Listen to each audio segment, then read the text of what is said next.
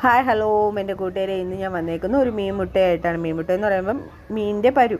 അപ്പോൾ അതിന് വേണ്ടുന്ന സാധനങ്ങൾ 7 കുഞ്ഞുള്ളി നമ്മൾ ചതച്ചെടുത്ത് അതിൻ്റെ കൂടെ കരിവേപ്പിലയും കൂടെ ഇട്ടൊന്ന് ചതച്ചെടുക്കാം. മിക്സിയിലിട്ടാൽ ഞാൻ ചതച്ചെടുക്കും. എന്നിട്ടൊരു പാത്രം വെക്കുക, അതിലേക്ക് എണ്ണ ഒഴിച്ച് നല്ല രീതിയിൽ ചൂടാകുമ്പോൾ നമ്മൾ അതിലേക്ക് അതിട്ടിട്ട് വഴറ്റി എടുത്തിട്ട് അതൊന്ന് വഴണ്ട് വരുമ്പോഴത്തേക്ക് നമ്മൾ ജിഞ്ചർ ഗാർലിക് പേസ്റ്റ് ഇട്ട് കൊടുക്കുക. ഈ ജിഞ്ചർ ഗാർലിക് പേസ്റ്റ് ഞാൻ തന്നെ വീട്ടിൽ ചെയ്ത് വെക്കുന്നതാണ് എൻ്റെ കൂട്ടുകാരെ. നമുക്ക് എപ്പോഴാണ് ആവശ്യം വരണമെന്ന് അറിയത്തില്ല. പെട്ടെന്ന് ഒരു ചിക്കൻ കറി വെക്കണമെങ്കിലും ചിക്കൻ ഫ്രൈ വെക്കണമെങ്കിലും പോട്ടെ, നമുക്ക് മീൻ ഫ്രൈ ചെയ്യണമെങ്കിലൊക്കെ ഇത് പെട്ടെന്ന് എടുക്കാം നമുക്കൊരാവശ്യത്തിന്. അപ്പോൾ അതുകൊണ്ട് ഞാൻ എപ്പോഴും ചെയ്ത് വെക്കും. ഇത് ചെയ്യുമ്പോഴത്തേക്ക് നമ്മളിത്തിരി വിനാഗിരിയും കൂടെ വീട്ടി വെച്ചാൽ മതി. വീട്ടി മിക്സിയിൽ അടിച്ചെടുത്താൽ മതി. ഇത് ഉപ്പിട്ട് വഴറ്റിയെടുക്കുക. അപ്പോൾ ഈ വീട്ടി മിക്സിയിൽ വെച്ച് അടിച്ചെടുക്കുമ്പോൾ എൻ്റെ വീട്ടിൽ എനിക്ക് ഫ്രിഡ്ജില്ല, എങ്കിലും ഞാനത് പുറത്ത് തന്നെയാണ് വെക്കുന്നത്. അപ്പോൾ നമുക്ക് ഒരാഴ്ചയോളം വെക്കാൻ പറ്റും കേട്ടോ.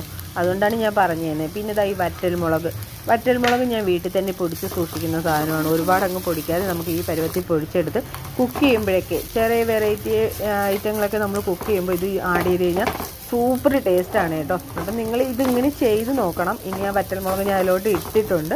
എന്നിട്ട് നല്ല രീതിയിലൊന്ന് വഴറ്റിയെടുക്കുക. അതൊന്ന് നല്ല രീതിയിലൊന്ന് വഴണ്ടി വരുമ്പോൾ പ്രത്യേകതരം ടേസ്റ്റാണ് കേട്ടോ. ഇനി അതിലേക്ക് മഞ്ഞൾപ്പൊടി ഇടുക, അതിനൊന്ന് ഇളക്കി വഴറ്റിയെടുക്കുക. അത് ചിക്കി നമ്മൾ എടുക്കുമ്പോഴത്തേക്കും അതിലേക്ക് നമ്മളുടെ മെയിനായിട്ട് ഇടണം, അതായത് നമ്മുടെ ഈ പരു എനിക്ക് ഒത്തിരി കിട്ടിയിട്ടുള്ളൂ കേട്ടോ. എപ്പോഴും കിട്ടുന്ന ഒരു ഐറ്റം അല്ലല്ലോ. ഇത് നെയ്ച്ചാളയുടെ ആണ് കേട്ടോ, നെയ്ച്ചാളയുടെ പരുവാണ്.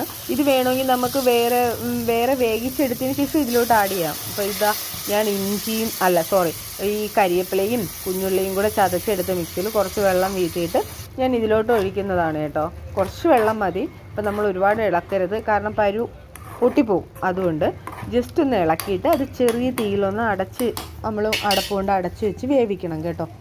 ഇനി ഇതിലേക്ക് ഇൻഗ്രീഡിയൻസ് ഒന്നും തീർന്നിട്ടില്ല, എടുത്തിട്ടുണ്ട്. അപ്പം നമുക്ക് ഇതിലോട്ട് ഇനി കുറച്ച് ഒത്തിരി നല്ല മുളക് പൊടി ഇടാം. നല്ല മുളക് പൊടി ഇട്ടിട്ട് ഇനി ഇതിലോട്ട് നമ്മൾ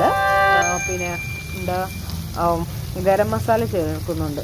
ഗരം മസാലയും കൂടെ ചേർത്ത് നല്ല രീതിയിലൊന്ന് ഇളക്കിയെടുക്കും. മിക്സ് ചെയ്തതിന് ശേഷം നമ്മളിതൊരു ചെറിയ തീയിൽ അടച്ച് വെച്ച് വേവിക്കണം കേട്ടോ. ചെറിയ തീയിൽ സ്ലോയിൽ ഇട്ടിട്ട് നമ്മൾ അടച്ച് വെച്ച് വേവിക്കണം. അപ്പോഴത്തേക്കും അത് അതിലെല്ലാം ഉപ്പും മുളകും എല്ലാം പിടിച്ചിട്ട് നല്ല രീതിയിൽ ഒരു ഇതായിട്ട് കിട്ടും കേട്ടോ നമുക്ക്. ഇനി ഇതൊന്ന് അടച്ച് വയ്ക്കുക. ഞാൻ ഒരുപാട് ഇളക്കുന്നുണ്ടെങ്കിൽ ഞാൻ ഒരുപാട് അതിൽ വില കൊടുക്കുന്നില്ല കേട്ടോ. അത് പൊടിഞ്ഞു പോകത്തില്ല. ഇപ്പം ഇത്രയും പരുവായതുകൊണ്ട് പൊടിയത്തില്ല. ഇനി നമ്മൾ അടച്ച് ചെറിയ തീയിൽ വേവിച്ചെടുക്കുക. എൻ്റെ കൂട്ടുകാരെ, അടിപൊളി ഒരു ഡിഷായിട്ടുണ്ട് കേട്ടോ. നിങ്ങളെല്ലാവരും സബ്സ്ക്രൈബ് ചെയ്യുക, ലൈക്ക് ചെയ്യുക, കമൻറ്റ് ഇടുക കേട്ടോ. ഇപ്പോൾ എങ്ങനെയുണ്ട്?